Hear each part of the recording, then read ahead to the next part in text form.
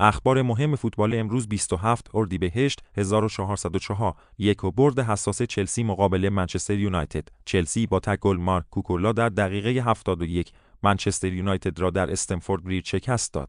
این برد چلسی را به رتبه چهارم جدول لیگ برتر رساند. 2. بحران در منچستر یونایتد.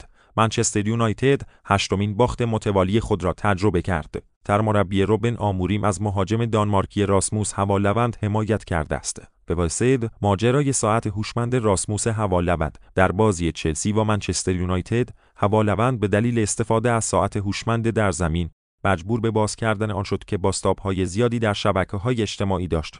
4. تراکتور قهرمان لیگ برتر ایران شد. تراکتور تبریز برای اولین بار قهرمان لیگ برتر ایران شد و جشن بزرگی در تبریز برگزار شد. 5. تیم ملی فوتسال زنان ایران در آستانه صعود به جام جهانی. تیم فوتسال زنان ایران در دیدار حساس مقابل چین بازی می‌کند و در صورت پیروزی به جام جهانی فوتسال زنان صعود خواهد کرد. 6.